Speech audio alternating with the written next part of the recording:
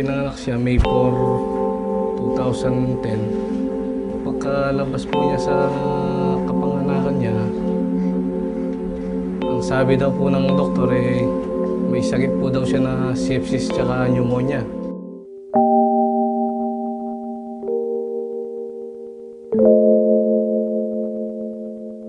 Sabi po nila may admit yung anak ko.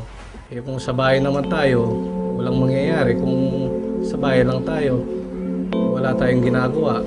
Makita lang natin yung anak natin na hanggang sa mamatay na lang. May sakit po talagang parang patay na siya, wala na talaga. Kaya sabi ko uwi na lang.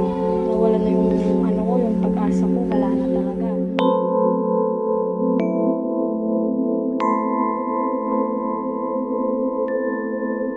Nangyari po noon mga after 5 days, bigla na lang po siyang nangitim.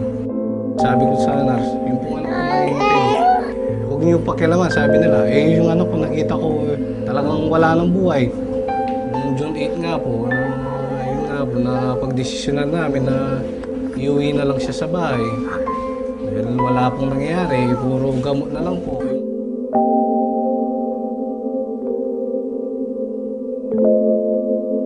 Una pa po yung sa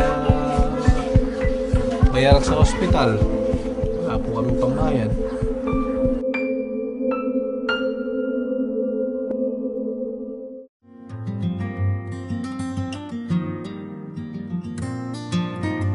Ginawa namin, parang eksperimento nga ba, dahil may barley nga po dito sa bahay, namin, tinik namin ng barley.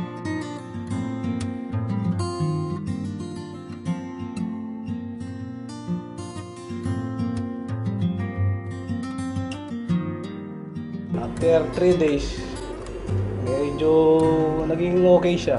Ginawa po namin, pinadede namin.